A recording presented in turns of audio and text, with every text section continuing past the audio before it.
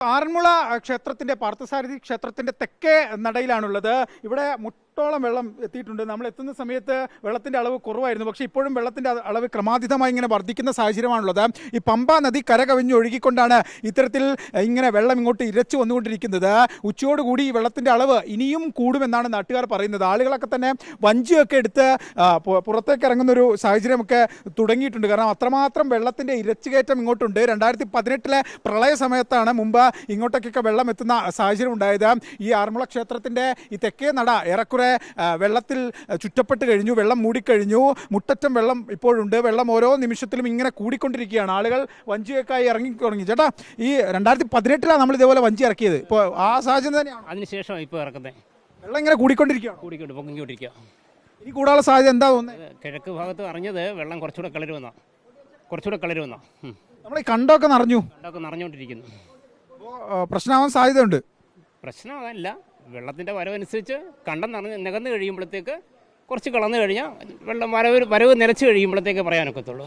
മഴയില്ലാത്തൊരു ആശ്വാസമല്ലേ ഇവിടെ മഴ പെയ്തത് കൊണ്ട് പ്രയോജനം. കിഴക്ക് മഴ പെയ്ത് കഴിഞ്ഞാൽ വെള്ളം പിന്നെയും കളരും.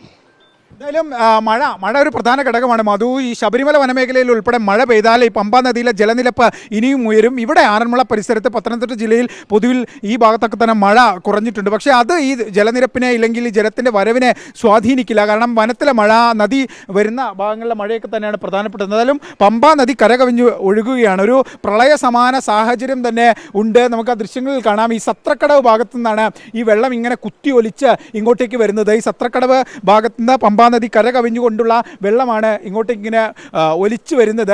ഈ മുട്ടിനപ്പുറത്തേക്ക് വെള്ളം കയറും. അങ്ങോട്ടിങ്ങനെ പോകുന്നതനുസരിച്ച് വെള്ളത്തിൻ്റെ അളവ് കൂടുന്ന ഒരു സാഹചര്യമുണ്ട്. അങ്ങനെ എവിടെ നോക്കിയാലും വെള്ളമാണ്. ഈ പമ്പാ നദി ഇങ്ങനെ ഇരച്ചു കയറി വരികയാണ്. മുമ്പ് 2018 ഇത്തരത്തിലുള്ള റിപ്പോർട്ടിംഗ് ഒക്കെ നടത്തേണ്ടി വന്നത്. അതിനുശേഷം ഇപ്പോഴിതാ വീണ്ടും ഒരു പ്രളയ സമാന സാഹചര്യത്തിലേക്ക് പത്തനംതിട്ട കടക്കുകയാണ്. ഈ ആറന്മുളയിൽ മാത്രമല്ല, റാന്നിയിലും സമാന സാഹചര്യമുണ്ട്. അങ്ങനെ ആകെ മൊത്തത്തിൽ ജനജീവിതം വലിയ പ്രതിസന്ധിയിലും ആശങ്കയിലുമാണ്. എന്തായാലും ഇതുമായി ബന്ധപ്പെട്ട് ജില്ലാ ഭരണകൂടം ഇതിനോടകം തന്നെ ദുരിതാശ്വാസ ക്യാമ്പും മറ്റും തുടങ്ങിയിട്ടുണ്ട്. ഇനി ഏതെങ്കിലും തരത്തിലുള്ള വലിയ പ്രതിസന്ധികൾ ഉണ്ടാകുമ്പോൾ അതിനെ നേരിടാനുള്ള സംവിധാനമൊക്കെ ആയിട്ടുണ്ട്. എന്തായാലും നാട്ടുകാർ, ആറന്മുളക്കാർ അവരുടെ പരമ്പരാഗത രീതിയിലുള്ള വള്ളങ്ങളൊക്കെയായി പുറത്തേക്ക് ഇറങ്ങിയിട്ടുണ്ട്.